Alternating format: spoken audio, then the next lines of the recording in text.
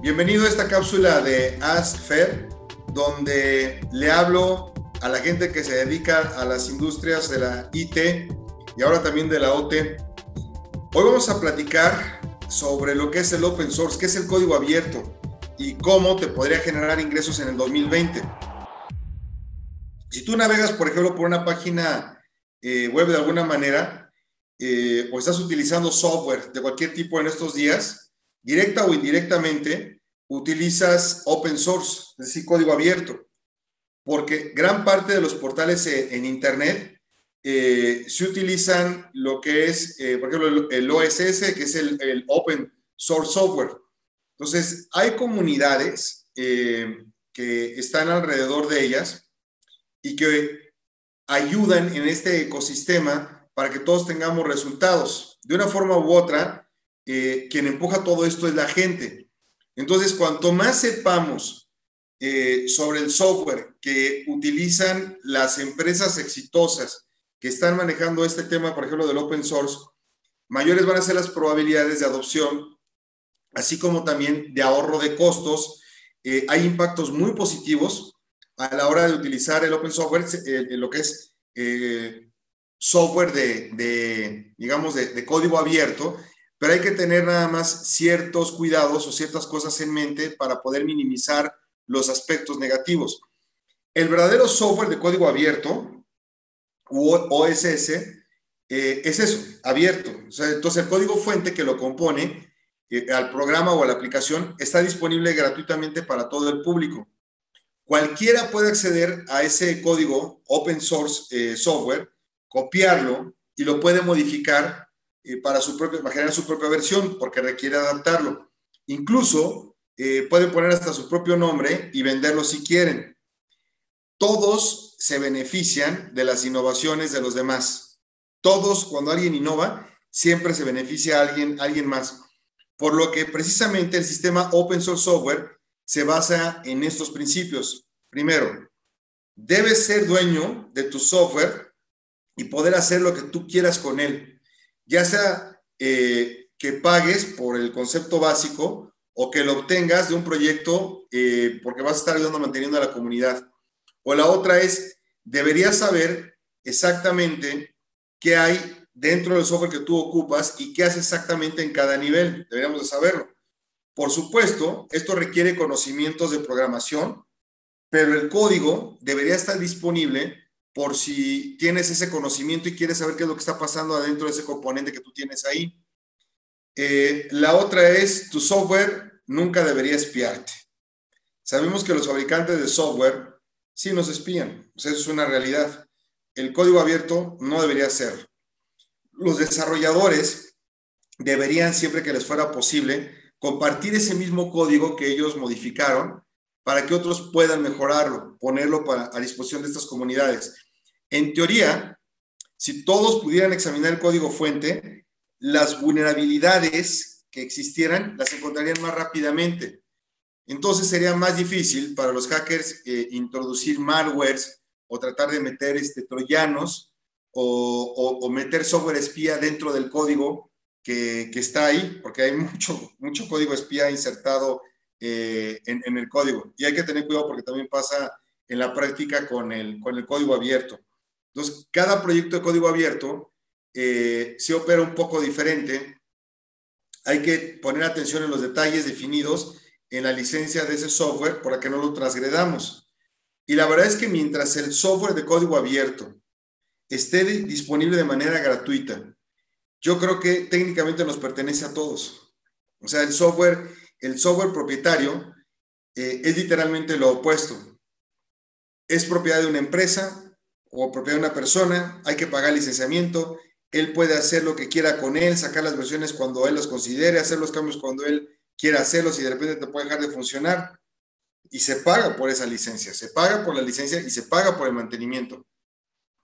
Ojo, a veces puedes obtener o cotizar licencias de software gratuito, pero aunque el título es software gratuito, en este escenario solamente puedes utilizar el software sin que tú lo revendas o no lo puedes modificar de ninguna manera, porque alguien lo puso gratuito ahí, pero te piden la licencia que no lo modifiques. El ejemplo contrario de esto sería, por ejemplo, Microsoft o Apple, ¿no? Ellos, al contrario, difícilmente van a dar cosas gratuitas. De hecho, es prácticamente imposible que las personas puedan reponer sus propios dispositivos, reparar sus propios dispositivos, reprogramar sus propios dispositivos. O sea, eso es prácticamente inexistente con Microsoft o con Apple. En estos días el principal problema viene también con la forma en la cual se vende el software, porque mucho ya viene en la nube o viene como servicio. Tú no eres el verdadero dueño del mismo, solamente tienes una licencia de uso. La licencia puede ser permanente o puede ser en términos legales que cada año la tengas que estar pagando. En fin, es importante que siempre leas lo que tiene que ver con los temas de licenciamiento, porque podrías, por ejemplo, si compras software y no pagas el mantenimiento, te quedas ya atrasado. Y en ocasiones, si tú dejas de pagar ese mantenimiento y decides pagarlo dentro de 3 años, te van a cobrar esos 3 años, no te escapas de eso. La verdad es que todo el tema legal, muchas veces para los técnicos sí es confuso. O sea, parece tratarse de un producto como si fuera algo físico, hace cuenta una licuadora, pero como cada pieza es propiedad intelectual de alguien, pues tienes que tener cuidado de utilizar la licuadora porque es una marca registrada o como si fuera una canción, y si le mueves, pues bueno, te metes en problemas, ¿ok? Sobre todo el tema que tiene que ver con los derechos de autor. Mira, una cosa es segura. Hoy en día, el uso de código abierto está en todas partes. La verdad es que cada vez se suma más gente a ellos. Muchos servidores lo utilizan, los televisores inteligentes lo utilizan, los teléfonos que se conectan a IP se utilizan, los refrigeradores inteligentes lo utilizan, o sea, está en todos lados. Entonces, lo que tienes que pensar es cómo elegir el adecuado para tu empresa o para tu nueva iniciativa. Primero, define tus necesidades y metas y pregúntate, ¿qué necesito que haga el software específicamente? Por ejemplo, el software se puede ejecutar desde un servidor, se puede ejecutar desde la nube, requiere un administrador web. Todas esas preguntas te las tienes que hacer porque el software, a final de cuentas, tienes que pensar, por ejemplo, vamos a suponer un administrador de listados de bienes raíces y los quieres mostrar tú en un sitio web. Entonces tú tienes, por ejemplo, que facilitar la asignación de esa lista a que ciertas personas o ciertos agentes inmobiliarios puedan tener acceso al mismo a través de una aplicación o a través del mismo portal. Entonces, lo que yo haría es dividir el problema o resolver las tareas de manera específica en cuanto a la búsqueda de la información, en cuanto a los reportes, a las consultas, lo que vas a plasmar en la pantalla o en los reportes, y ya que lo tengas todo embonado, lo pegas. O sea, bueno, más bien, lo vas a embonar para que quede ya pegado todas estas tareas.